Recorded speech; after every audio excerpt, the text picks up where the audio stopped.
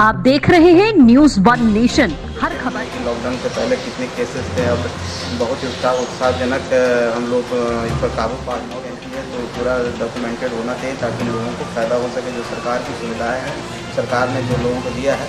और जहाँ तक FIR की बात है, जिस पर मैं नहीं कर सकता हूँ, अगर ऐसी बात होती है तो मैं इसकी निंदा करता हूँ। लेकिन हम समझते हैं कि सरकार पूरी तरह से तत्पर है। ये अपने बेबाकी के लिए जाने जाते हैं और जो भी बोलते हैं वो दिल से बोलते हैं। उनका व्यक्तिगत राय भी होता है और व्यक्तिगत राय पार्टी के से जोड़ के नहीं देख सकते हैं। पार्टी के जो नीतिगत सिद्धांत है, हम लोग किसके साथ हैं। जहाँ तक राष्ट्रीय जनता दल का सवाल है, हम लोग राष्ट्रीय जनता दल के साथ भी अलायंस में थे और उस समय भी हम लोग बेबाकी से हमारे राष्ट्रीय अध्यक्ष बोलते थे, जो बात सच होता था। और आज हमारे साथ बिहार सरकार के लघु जल संसाधन मंत्री एवं SST के मंत्री मौजूद हैं।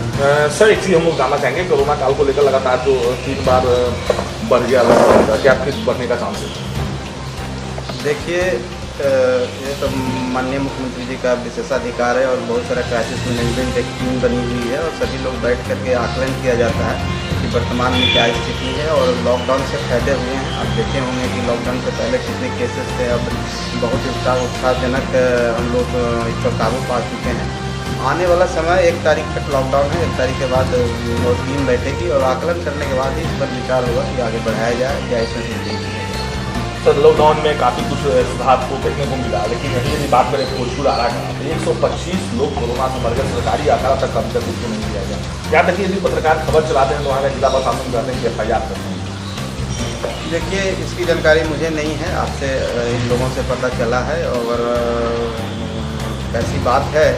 और अगर तथ्यों को छुपाना नहीं चाहिए, अगर सच बात है तो उसको आना चाहिए, पटल पर आना चाहिए। क्योंकि अगर कोरोना से किन्हीं की मौत होती है तो पूरा डॉक्यूमेंटेड होना चाहिए ताकि लोगों को फ़ायदा हो सके। जो सरकार की सुविधाएं हैं, सरकार ने जो लोगों को दिया है।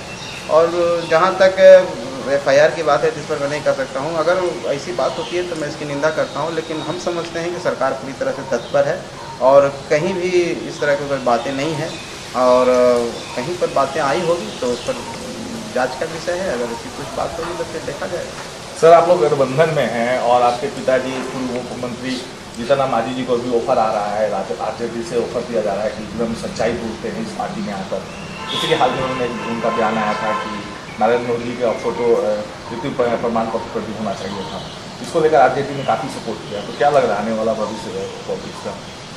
देखिए, जीतन राम मांझी अपने बेबाकी के लिए जाने जाते हैं और जो भी बोलते हैं वो दिल से बोलते हैं। उनका व्यक्तिगत राय भी होता है और व्यक्तिगत राय पार्टी के से जोड़ के नहीं देख सकते हैं। पार्टी के जो नीतिगत सिद्धांत है, हम लोग किसके साथ हैं। जहाँ तक राष्ट्रीय जनता दल का सवाल है, हम लोग राष्ट्रीय जनता दल के साथ भी अलायंस में थे और उस समय भी हम लोग बेबाकी से हमारे राष्ट्रीय अध्यक्ष बोलते थे। जो बात सच होता था वो बोलते थे। उनको सलाह देने की बात जब उस समय होती थी कि आप भाई ऐसा करेंगे तो हमको फ़ायदा होगा, लेकिन वो एक भी बात हम लोग नहीं माने और गठबंधन में बातचीत भी नहीं हुआ और हम लोग को ऐसा इग्नोर किया गया जैसे हम लोग की कोई क्षमता नहीं है, हमने कोई ज़रूरत नहीं है।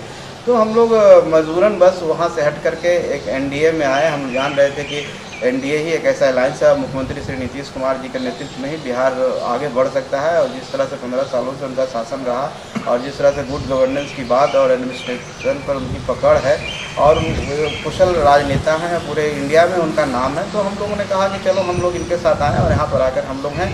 अभी जो एपिसोड आप जिसकी बात कर रहे हैं, ये राजद सिर्फ ख्याली पका रहा है और समझिए कि उनके हसीन सपने हैं। ऐसा कोई बात नहीं है। हम लोग पूरी तरह से मुस्तैद हैं, NDA के साथ इंटैक्ट हैं और हम लोग रहेंगे। कहीं कोई इफ बट नहीं है। अगर ऐसी कोई बात होती तो हम लोग पहले भी जा सकते। ट्वीट का क्या मामला चल रहा है संतोष जी? देखिए, ट्वीट का कोई मामला नहीं है। जैसा कि रोहिणी आचार्य जी का एक ट्वीट आया था जिस पर हमारे राष्ट्रीय अध्यक्ष जी को और हम लोग पर कुछ व्यक्तिगत टिप्पणी की गई थी। तो जाहिर सी बात है कि जब आप पॉलिटिकल राजनीतिक तौर पर टिप्पणी करते हैं तो ठीक है, लेकिन जब ये टिप्पणी जब अपभ्रंश हो जाता है और ऐसी लैंग्वेज में बदल जाता है जो नहीं करना चाहिए, तो जाहिर सी बात है कि एक महिला हमारे घर में भी है, हमारी पत्नी है और वो पढ़ी लिखी है, पोस्ट ग्रेजुएट है। और दूसरी बात है कि वो जिला परिषद की सदस्य भी रह चुकी है, चेयरमैन का चुनाव फाइट कर चुकी है। 10 साल राजनीतिक उनका जीवन रहा है, भले डिस्ट्रिक्ट स्तर पर ही हो। और जो बच्चे होते हैं, हर महिलाओं का अपना कर्तव्य होता है, वो अपना राजनीतिक से अलग हो गई और अपने घर परिवार में व्यक्त हो गई। उनकी माँ भी पॉलिटिक्स में है। जब इस तरह की बात आई, जो अटैक हुआ, जो पर्सनल अटैक हुआ, तो विचलित हुई और उसी में एक ट्वीट कर मतलब ये माना जा रहा है कि पॉलिटिक्स में महिलाओं के लिए, लड़ाई के लिए महिलाओं को ही ट्वीट को छोड़ा गया? नहीं, ऐसी बात नहीं है। वो भी उनका व्यक्तिगत था, उनको अच्छा नहीं लगा, उन्होंने ट्वीट कर दिया, बस यही एक मामला, और ऐसा ज़्यादा कुछ है नहीं। ये संतोष जी जो बिहार सरकार के मंत्री हैं, हालांकि खुलकर ये उन्होंने बताया कि जिस प्रकार अभी पूरा प्रशासन एक्टिव है और सारे लोग एक्टिव होकर काम कर रहे हैं, और लॉकडाउन का जहां तक रहा प्रोसेस देखा जाएगा, जिस प्रकार यदि मुख्यमंत्री जी का निर्देश आएगा उस मुकाबले पर आने का भी संभावनाएं हो सकती है। सहयोगी अमित के साथ मनोज कुमार सिंह, पटना।